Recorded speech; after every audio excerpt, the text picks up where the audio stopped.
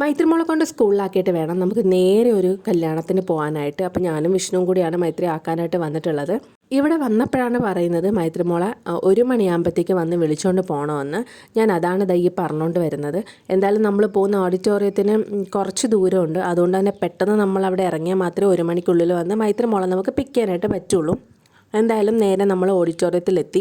അവിടെ കല്യാണത്തിൻ്റെതായ ഒരുക്കങ്ങളും കാര്യങ്ങളൊക്കെ സ്റ്റാർട്ട് ചെയ്തിട്ടുണ്ടായിരുന്നുള്ളൂ. നമ്മുടെ റിലേറ്റീവ്സ് അവരൊക്കെ വന്നിട്ടുണ്ട്. എല്ലാവരെയും കണ്ടു, സംസാരിച്ച് കുറേ നേരം നമ്മളവിടെ ഇരുന്നു.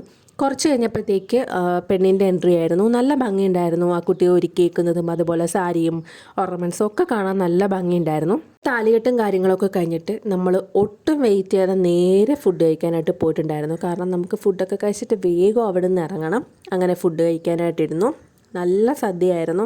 എനിക്ക് ഈ സദ്യയിൽ ഏറ്റവും സ്പെഷ്യലായിട്ട് തോന്നിയത് അവസാനം അവർ ബോളിയും പായസവും തരുന്നുണ്ട്. സത്യം പറഞ്ഞാൽ ഞാൻ ആ ഒരു ഐറ്റം ഇതുവരെ കഴിച്ചിട്ടില്ല, കണ്ടിട്ട് മാത്രമേ ഉള്ളൂ. ഞാൻ പോയിട്ടുള്ള ഒരു കല്യാണത്തിനും ഇതുവരെയും ഇങ്ങനൊരു ബോളി തന്നിട്ടും ഉണ്ടായിരുന്നില്ല. എന്തായാലും അതെനിക്ക് ഭയങ്കരമായിട്ട് ഇഷ്ടപ്പെട്ടു. ഞാൻ നല്ല രീതിയിൽ എൻജോയ് ചെയ്ത് കഴിച്ചു. പിന്നെ വേഗം അവിടെ നിന്ന് ഇറങ്ങിയിട്ട് മൈത്രിമോളെ സ്കൂളിൽ പോയി വിളിച്ചുകൊണ്ട് നമ്മൾ പെട്ടെന്ന് വീട്ടിൽ വന്നു. അപ്പോൾ ഓക്കെ, നാളെ കാണാം.